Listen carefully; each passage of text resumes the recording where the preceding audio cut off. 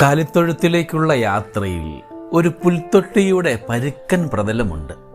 ഇത്തിരി പോന്ന ആ പുൽശയ്യയിലാണ് ദൈവകുമാരനെ അമ്മ കിടത്തിയത്. പട്ടുമെത്തയിൽ പള്ളി കൊള്ളേണ്ടവൻ അതിൽ മന്ദഹസിച്ച് മയങ്ങി, പരാതിയും പരിഭവമൊന്നുമില്ലാതെ. വിണ്ണിൻ്റെ സർവ്വസുഖങ്ങളും വിട്ട് മണ്ണിൻ്റെ ഇല്ലായ്മയിലേക്ക് ഇറങ്ങി വന്നവന് കാലിക്കൂടോ കച്ചിക്കിടക്കയോ ഒന്നും യാതൊരു അസ്വസ്ഥതയ്ക്കും വീർപ്പുമുട്ടലിനും ഹേതുവായിട്ടില്ല. തൊഴുത്തിലെ ഈർപ്പമോ ചാണകമണമോ ഒന്നും ദുസ്സഹമായിട്ടും തോന്നിയില്ല. അതേ സുഹൃത്തെ, ചില കുറവുകളെയും അസൗകര്യങ്ങളെയും ഒക്കെ വല്ലാതെ ഇഷ്ടപ്പെടുവാൻ ചിലപ്പോഴൊക്കെ നീയും ശീലിക്കേണ്ടതായിട്ടുണ്ട്. എല്ലാം എപ്പോഴും നീ ഇച്ഛിക്കുന്നത് പോലെ ശുഭകരവും സന്തോഷദായകവുമൊക്കെ ആകണമെന്നൊന്നുമില്ല. കയ്പുള്ള അനുഭവങ്ങൾ ജീവിതത്തിൽ നിനക്കുമുണ്ടാകാം.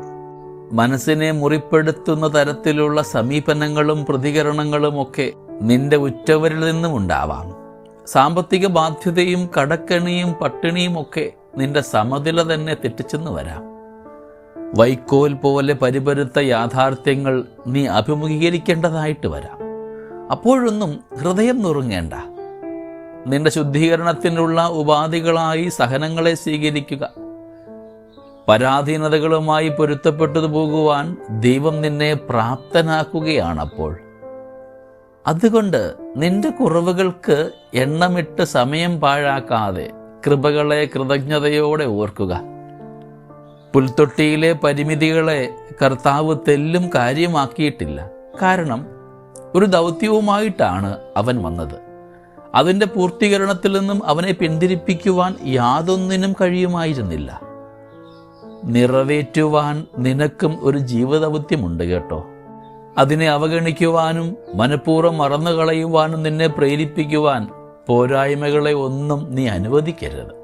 കണക്കെഴാത്ത കടപ്പാടുകളുടെ കണക്ക് പുസ്തകമാണ് നിന്റെ കുഞ്ഞു ജീവിതം.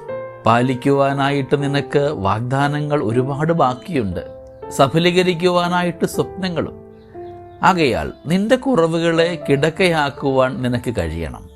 അപ്പോൾ അവയൊന്നും നിന്നെ നോവിക്കുകയോ അസ്വസ്ഥനാക്കുകയോ ഇല്ല.